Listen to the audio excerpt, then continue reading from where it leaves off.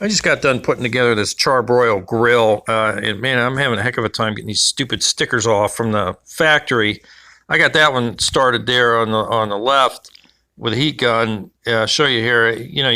Trying to pick at this thing, I can't even get the corner started, and I don't want to scratch it. So what I'm going to do is I have a plastic razor blade scraper. It's actually a plastic razor blade, and it won't scratch the surface. They're actually pretty sharp. It's great for stuff like this.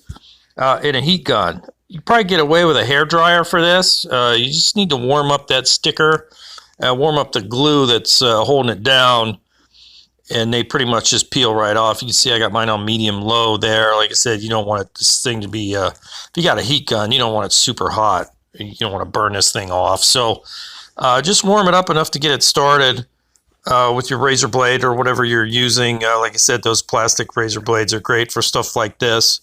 And then you can pretty much just warm it up and peel it as you go. They come right off. I can show you this one here, a smaller one, real time. I don't think it took 30 seconds to get this sticker off this way.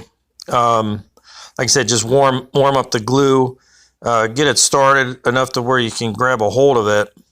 I kind of worked around the edge there a little bit. And then once you can grab a hold of it, just keep warming up that sticker with your hairdryer or your heat gun, and it pretty much just peels right off. That plastic razor blade won't scratch getting it started.